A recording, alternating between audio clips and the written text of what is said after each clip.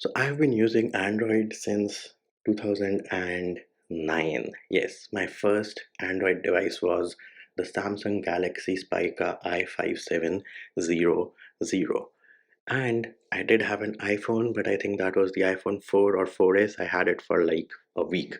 So I decided to switch over to the iPhone side of things and see what happens when an Android user who's been using Android for what, almost like 12 years, switches over to the iPhone. And yes, I switched from the Google Pixel 7. And yes, I am a Google Pixel fanboy, a fanboy of stock Pixel ROMs, stock Pixel software, but I did switch over to the iPhone 14 Pro just to experience iOS 16 and see what are the struggles, what are the features which are missing. And there is, of course, a notion out there that iOS is easy to use, it has great animations, it is user friendly. But was that really the case? Is that what I experienced when I switched from Android to iPhone Pixel 7 to iPhone 14 Pro? Well, those are all the things which we are going to cover in this video. Long story short, or too long, don't watch. It was a pretty painful experience, and Android is definitely more user friendly as compared to the iPhone, no matter what people out there say, or no matter what Apple sells you. And after using this iPhone 14 Pro for almost 15 days, I actually have started to appreciate features on the Pixel 7 which a lot of us don't really care about when we have this device. But when you switch over to the iPhone, you think that, hey, where is that feature which I used to have? Because you've gotten so used to these features being present by default on the Pixels that when you move over to the iPhone, it is a bit difficult to adjust, and you definitely do miss those cool features which are present on the Pixel but absent on the iPhones. First up is call screening. Now, with the amount of spam calls, robocalls which we get these days, call screen from Google is a blessing in disguise. If I get a spam call or a robocall or a call from an unknown number on my iPhone, I have to ignore the call, put the phone into silent mode.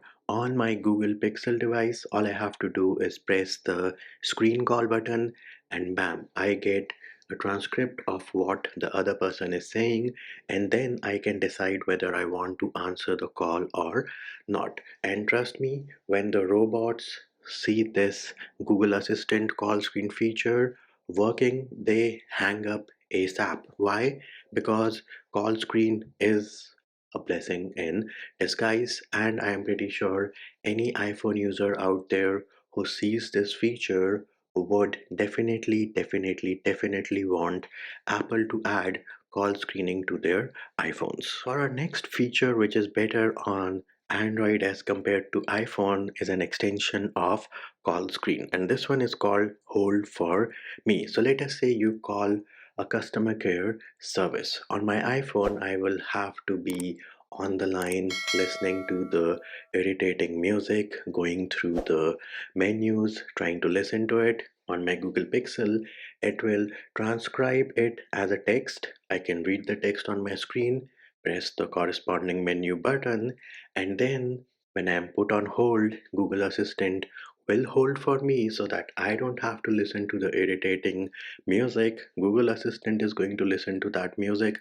and once a human being or a person is on the other end, it will let me know so I can pick up the call and continue with the conversation. Pretty nifty feature which iPhone users are definitely missing out on. Now, what makes both these call screen and hold for me features possible is the awesome capabilities of Google Assistant, which brings us to our third point wherein Google Pixel outright beats the iPhone, and that is in assistant and voice typing. Google Assistant is any day better than Siri. Of course, MKBHD did do a video about that, which I have linked in the description of this video in case you want to watch it. But long story short, the context which Google Assistant has is pretty dope. It's like you're having a conversation with an actual person, whereas Siri just loses the context after two or three sentences, but Google Assistant is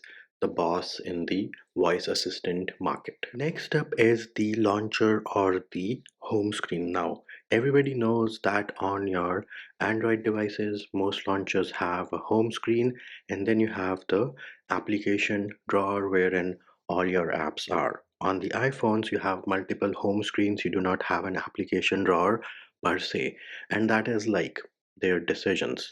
But where it gets super irritating on an iPhone is the fact that I cannot rearrange the icons per my personal preference. So here on my Google Pixel, if I have to, show off a wallpaper, I can move around the icons. As you can see right now on the Pixel 7 here on the left, there are no icons on the top. I have my one-handed use icons or the applications which I use the most on the bottom right. All the other area I prefer to keep it empty, blank, so that I have a cleaner look. I can show off the wallpaper which I have. But on the iPhone, that is not possible at all. So let us say I wanted to move the Gmail icon on the bottom right here on my iPhone. Can I do that? No, I cannot do that, because for me to have an icon on the bottom right, I have to fill up all this space with icons or widgets, which means me personally, I cannot show off my wallpaper, or the fact that I cannot have a clean look which is easy for one-handed use. All the icons by default, all the app shortcuts on the iPhone are arranged in a manner wherein it starts from the top row and then it fills from the bottom. You cannot move the icon from here to here and have all this empty space. Now, Apple might call themselves user friendly, but I don't think so. This is user friendly in any way. This is just outright Apple being a walled garden. Next up, if I were to ask you to go into your gallery or the Photos app on your iPhone and see what is taking up the maximum space. So after pictures of your spouses, your kids, your cars, the sceneries, the food, the next thing which would be taking the maximum space would be screenshots, which means we share a lot of screenshots and we take a lot of screenshots irrespective of the fact whether you're using a Pixel, an Android, or using an iPhone. So on the iPhone, if you have to take a screenshot, you have to actually press the side button and then volume up at the same time to take a screenshot. Now, while this feature is present on your Android devices, your Google Pixels, the Samsungs, the Google Pixel, on the launcher itself, I can take a screenshot without pressing any physical buttons. So all I have to do is, let us say I want to take a screenshot of Twitter. So I open Twitter, I swipe up, I see the option of screenshot, bam, I take a screenshot, and then I can tap on the share button or the edit button here and share it or edit the screenshot. So one-handed use, no pressing any physical buttons to take a screenshot. On the iPhone, I have to use both hands to take a screenshot. Come on, Apple, gotta fix this, gotta fix this. And I know iPhone users will be like, hey Manji, you can always set the double tap on the back to take a screenshot, but come on, you have to be honest over here. And this feature on the Pixel launcher of swiping up and then taking a screenshot of any application is any day better than what you have on the iPhones. The next feature which I miss dearly on the iPhone, and this might be like a small thing, but that, my dear friends, is the ability to turn off location access on my Pixel, or for that matter, any Android device out there, from your quick settings. In the control center over here on the iPhone, you have your Wi-Fi, Bluetooth, airplane mode, and all the other options, but you do not have a toggle to turn off location. You have to dive deep into settings and then turn off the location, or you can always create a shortcut. We do have a video for that which can be found in the description of the video. But for a company which always brags about security and privacy, for you to not have a toggle or a button to turn off location in the control center is super surprising to me.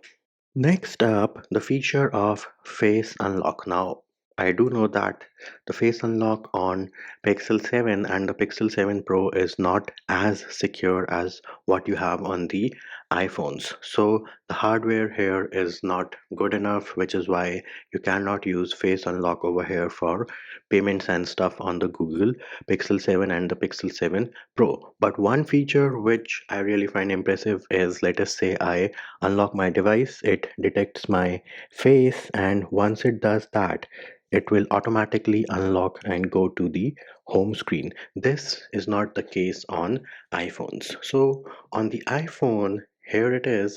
This is the iPhone. Once it detects my face, it will unlock. I will see the unlock animation in the dynamic island. And then the next thing I have to do is I have to swipe up to unlock, which I think is not again user friendly at all. And before you tell me, hey Manchi, that might be a security feature, well, to be very honest, let us say I am on the pin screen, it is not able to detect my face. So let us swipe up over here to unlock and say it is looking for face ID or passcode. Now, once it detects face ID, then it is going to automatically unlock and take me to the home screen while I am on the pin screen. So they do have that capability, but they have not enabled it out of the box, which again is super surprising to me. Next up is gestures. Now, gestures on Google Pixel devices are again any day better and more user friendly than what you have on the iPhone. So, here on the Google Pixel 7 on the left, I can swipe from either this edge or this edge to go back. But on the iPhones, you can only swipe from the left edge towards the right hand side to go back. If I swipe from this side, it will not go back, it will in fact go forward. Now, how many times do you actually need to go forward in an application? Most of the times you are going back. Plus, their own browser has these buttons on the bottom which will make it easy to go back and forward. So why not have the back gesture from both sides? And then the other thing is, eventually on your iPhone, at some point you will have to use the home gesture to go to the home screen. So here it is. I am on Google Chrome right now. If I go back, nothing is going to happen. So to go to the home screen, I have to eventually use the home gesture. Whereas on your Google Pixels and Android devices, if you are, say, on the home screen of Google Chrome, or for that matter any application, you go back, it will take you to the home screen. So you don't necessarily have to use the home gesture. And with upcoming Android 14, Google is bringing the predictive back gesture, wherein it will show you once you go back which screen will you eventually land upon. So again, Android here is definitely more user friendly. And then another gesture which I miss a lot is double press to open the camera from your phone turned off or the screen turned off. Here it is. I double press the power button, it opens the camera. This is one simple gesture which I think all phones out there, including iPhones, should have.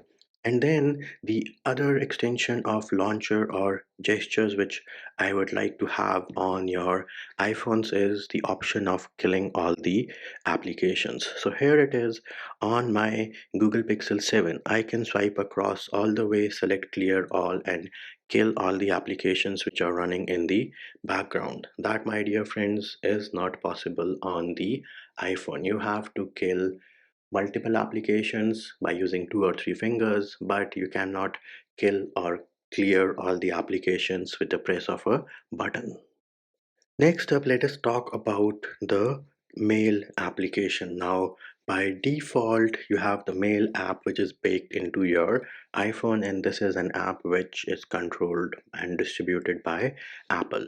On your Android devices and Google Pixels, the default Mail application, of course, is Gmail. Now, if you are to set up your Gmail with the Mail app on your iPhone, Lord help you. Why? Because the notifications are super delayed. Gmail and the Mail app do not play well together. Now, It might be because Apple wants everybody to get an email address at iCloud, but most people on planet Earth are using Gmail as their primary email. So, the user experience of Gmail with Mail app on your iPhone should be pretty good. That is what you would think, right? But no, it is the total opposite. Mail app and Gmail do not play well together. So, you do have to install the Gmail app from the Apple App Store onto your iPhone. Now, logic would say that Apple wouldn't want you to install any other app to access your email. But Apple is not user friendly all the time, even though the general consensus out there is that iPhones are super user friendly. My personal experience is not the same. And while we are talking about notifications, oh lord, notifications on iOS 16 have been redesigned so that they come up from the bottom. And trust me, any iPhone user you ask out there, they are not happy with this change.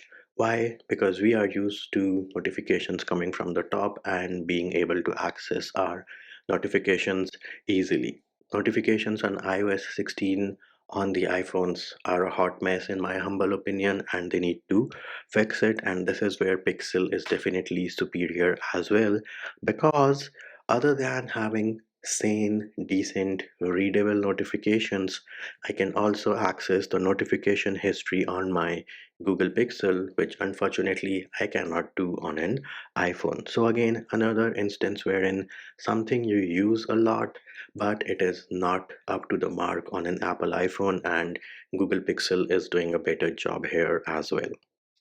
Another feature which I had to adjust to when I moved from Android to iPhone or from my Pixel 7 to the iPhone 14 Pro is WhatsApp chat backups. Now, on my Google Pixel 7 over here, I can back up WhatsApp to Google Drive, and it will not count against the Google Drive storage which I have allocated to me or my Google account. It is the total opposite on your iPhone. Chat backups for WhatsApp are counted against iCloud backup. Now, out of the box, you get 5 GB of iCloud backup for free on your iPhone, and trust me, for people who use WhatsApp a lot, it's not enough. You can see over here that my WhatsApp, it doesn't get backed up. Why? Because I do not have enough iCloud storage available. Yes, while on my Google Pixel 7 it was free. So I was like super shocked and surprised to see it. But then again, Apple wants you to buy more iCloud storage, which is why they do not give you free WhatsApp chat backups. Next up, let us talk about multitasking. What the hell happened to multitasking on a Pro phone over here? On my Pixel 7 over here, I can go into the recents. I can say split top over here. I can choose the second application. Bam, here it is. I am using two applications at the same time in split screen mode, and I can switch them around as well. I can also resize them in case I want to. This, my dear friends, is a dream for iPhone users. Who knows when Apple is going to implement this? But again, they say they are user friendly, but are they really user friendly?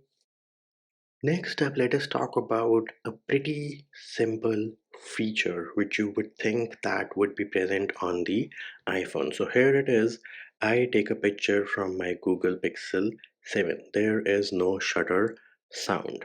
Now I take a picture from this iPhone 14 Pro. There is no shutter sound over here as well, but that is because I was taking a live photo. If I say turn off this feature of live photo, and now if I take a picture, do you hear? Yes, there is shutter sound every time I take a picture. Do you have a toggle to disable this? Unfortunately, no. What is the solution you have? The solution you have is to use the alert slider to put your phone into silent mode and then take a picture which is not a live picture on your iPhone, and that is when there will be no shutter sound. Surprising, appalling, we are in 2023, but Apple claims to be user friendly, but the basic features seem to be missing from Apple iPhones. And last but not the least, let us talk about the keyboard experience. Even the keyboard experience on my Google Pixel 7 is better than what I get on the iPhone 14 Pro, and keyboard is something which you use every minute on your device, because if you're texting, sending iMessages, blue bubble, green bubble, sending emails, you have to use the keyboard. And a lot of times we do copy paste a lot of things. So on the Google Pixel 7 over here, you will notice by default, as soon as I open the keyboard after copying something, this is available here for me to paste. iPhone, what can I say?